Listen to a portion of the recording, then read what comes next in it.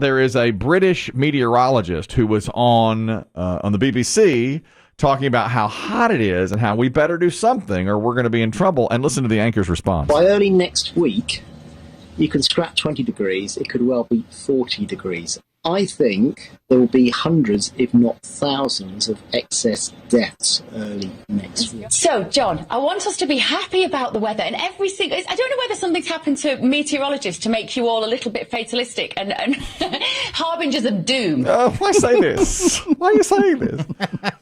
Again, we're going to have so many people dying. Just come on now. That's silly. Being a bit dramatic, aren't you? Do you have to say me? Oh, it's all gloom and doom around here, isn't it? With you meteorologists. The same thing. You're a meteorologist, Dave. You just report the facts, of course. Listen. Oh, science. Science. Some don't want to. I was watching television Friday, and we have a colleague, a mutual friend named Eric Chilton, and I watch his show all the time. It's called The 425. It's on at 4 o'clock here locally. And at the end of it, they have something called My Two Cents, where one of the anchors, and they rotate every day, just says, here's a minute and here's what I think. You know, it's like a little commentary. My 2 cents. And Eric was not there on Friday. On the set. He was the other people were doing the show, and he wasn't there. But he's my favorite of the My Two Cents. So when I saw it was his My Two Cents, I just perked up. I said, oh, okay. All right. Good. Yeah, I like his. Reach your hand out from underneath your shawl, turn volume up. Yeah, I was like, I need to see this. And I was surprised because he wasn't on the set at all. He just did the My Two Cents, which he had clearly recorded probably the day before or earlier in the week. So he comes on and he starts talking about the Atlantic Coast Conference and how North Carolina may leave the ACC and Clemson may leave the ACC. You know how college sports is realigning. Yeah. And he was emotional about it because, of course, as he grew up, like I did, we watched a lot of ACC basketball. For people of our age, that was such a thing. And I just got lost in it, and I texted him because we're friends. I texted him and I just said, you're GD right. And that's all I said. Now, with no context. No context at all. He wasn't there. God knows when he recorded this. And he wrote me back and said, what am I right about? And I said, you know what you're right about. Was he at the beach with his family or something? I said, by God. You just said it. This thing right here. You said a mouthful there, mister. I just gave you a standing ovation. I did. It didn't seem to matter. He was like, what are you talking? I totally messed that up. You know, people don't realize when they say something, it's not the same time. No. So I completely missed it now. And I'm sure he was just like, what are you talking about and what's going on? I'll tell you this involves my wife as well. Sunday, I'm watching Face the Nation. Okay. You're back? I was asleep. I had fallen asleep. Sunday morning? Sunday morning. A little heavy for you. A little early, Well, I was watching CBS Sunday Morning. Yeah. And it ended, and I had nodded off. I was dozing. Did your family snap photos? They didn't. They weren't down there. Cadaver Dad? The kids always do that, and they weren't down there. Cadaver Dad, right. So I was, Face the Nation was on. Had you been out pickling earlier that morning? I had been out. I had done my exercise that morning, and I had come back. And a lot of times I'll do that. I'll have a bagel and a Diet Coke. And doze. And that's what I was doing. It's a good Sunday doze time. What time's that show on? It's 8:30. I was gone and back, and I had my bagel before noon. Oh, yeah, it's probably the show. It comes on at 10:30. 10:30, and I'm nodding off. It's probably about 11 o'clock. Like an infant. Yeah, in and out, like that. Needed my mid-morning nap. So and so is a New York-based writer, and I'm out. I'm completely out, and I could just hear it droning on in the background. All of a sudden, my wife was an inch from my face, and she says, "There's an iguana in the house." And I see you. She said, "Get up! There's an iguana in the house." And I, opened my eyes, and I registered. There's no way there's an iguana in this house. In fact, it can't be. There's no way there's an iguana in this state. I just not any iguanas here. And she goes, "In the dining room." She's screaming at the top. "In her dining room, there's an iguana. There's an iguana. You have to get it." And so I went in there. At first, I didn't see anything, and I wandered around. I said, "There's nothing. There's nothing in here." Were you armed? No, I never. Because you didn't believe there's any way. I didn't believe. Just assessing or just looking around. She goes, "You have to get it. You have to get it." And I said, "Bring me a broom." I said, "Bring me a broom, and I'll look for it." I'll sweep the kitchen and look for it. I thought, I'll just sweep it out the door or whatever.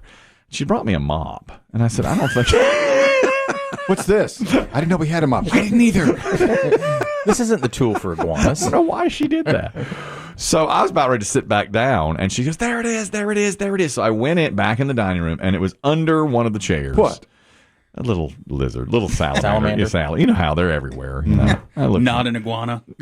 Not an iguana holding tequila. No, I miss my bus. not an I'm iguana. on my way to my house. I knew it was an iguana. I knew that was the Well, case. iguanas are enormous. Yeah. I mean, I know what an iguana looks like. And I was They used to use those in like 1950s sci-fi movies as dinosaurs. Yeah, right, exactly. They are not. So it was this little. She goes, it's huge. It was, small, 3-4 inches long. But they're quick. Yes. The smaller they are, the Yeah, quicker they okay. are. So I stared at it for a while. I looked, and it was just sitting underneath the chair, one of the dining room chairs. Color? Kind of a silvery color, kind of, dark gray-ish. You know what I'm talking about? Silverback iguana, yeah. Silverback iguana. He just made that up. It's not real. It was one of the silverbacks. Yeah, they are native to North Carolina. Yes. The Carolinas and Virginia. And I said to my wife, get me a box or a bucket. And so my plan was to put the box over it and then proceed. I didn't know how, but proceed. You could slide. Right. What do you need to contain? That's First right. contain. Like, first contain. That was my whole thing. So she came in and she had a box that like a little just cardboard box, like a package had been delivered. And it was, Smallish? Yeah, smaller than a bread box. This size. I'm just pointing. Okay, that's what. So I thought I'll just put it in. And I went very carefully and moved the chair and got it. And I got it on the first try. And it was, I could feel it. Yeah. slither Really? around. Yeah, Yes. yeah. Oh, yeah. Let me out, bitch. Yeah. Yeah. It's in my kitchen. Say it in my face. It was ticked off, I can tell you that. So now Dad's outside. but now and she's freaking out. My wife is freaking out. Anything reptilian. I mean, I thought it was just snakes, but this thing, she's going crazy. Like, get rid of it, get rid of it, get rid of it. She's hyperventilating. And I just turned to her and I was like, would you calm down? Again, terrible thing to say. And I said, get me something flat, so I could put under. I wanted to slide it onto something so I could take it now outside. Right. And she brought me a piece of notebook paper.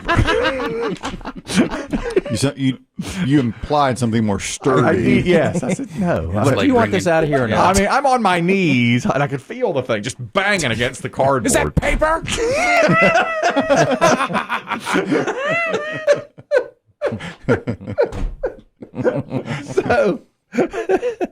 So she says, all right. And so she brings back the dustpan. All right. So Okay. I think it'll work. Sturdier.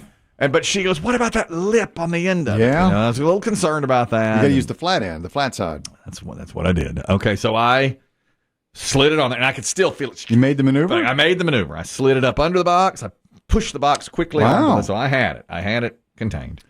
And I felt it whipping around its tail and so forth. Get the door. So get the. It's like you were there. I said, get the door. She goes, I can't. She was so upset. You gotta get that door. I said, get the door.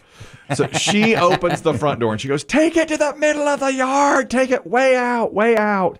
And I said, okay, I'm barefoot. you are. I mean, I was watching. I was sleeping with. Are you in your boxers? No, I was in Athletic shorts? Athletic shorts. But I had been sleeping with Face the Nation on moments earlier. No better sleep. Exactly. So I take it out, and I get to the middle of the yard, and I lift the box, and it wasn't there. Ta-da! I'm over here. So I walk back in, and she goes, did you get rid of it? And I said, Yep. I did. She gone. Oh, dear. So I hope that Now is she's going to think there's a family in there when she sees it again. Right. So if it comes back, I'm going to say it's not the same one. I got rid of that different. one. But I how it got inside. well, that's what she was wondering. I mean, the dog goes in and out a lot. Maybe the dog Yeah. carried it in? Either that or it came. I just don't know. And those things can squeeze through Little, tiny Oh, yeah. little spaces, holes. yeah. They are Yeah. rapid. Yeah, they're squirmy. They are. I was surprised I got it on the first blocking, but Yeah, on the blocking part. whew, but I did. But now I got to the middle of the yard and I had felt it. I didn't feel it anymore. So Were you still groggy oh yeah, during your walk to the yard? Oh yeah, and of course it was about 100 degrees. So I was just like, and the sun was hitting me. It's, Hey, Dracula, yeah. just awful. But I don't know when it came out of my clutches. I don't know if Right. I lost it. Somewhere between there Yeah. and there. From dining room to middle of front yard, and you just don't know where it came out. Those things, jeez. And my wife, Well, you did the right thing telling her that it I think so. it had been taken care Don't of. you Yeah. think? Yeah, Yeah. for a peaceful day. Otherwise, you would have been searching the house for it. And Yeah. before I got it, she goes, I can't have that thing run across my face in the night. I said, well, I don't. Well, hit it with a Deer Park bottle. It's frozen solid. You'll kill it. There's only man. room for one cold-blooded creature in this house. Right. She's the It's me. I can't. Why does your wife sleep with so many bottles of water around her? She's regulating. This is weird. She's regulating. Exactly. So that's where we are right now. And I did later when she fell asleep later. Kind of look under the counter. I was looking around just to see. I never saw. I was surprised we even found it because when I went in there, I didn't see it at all. But she got it. Yeah. And She pulls it off her dinner plate later tonight. You thought you got it.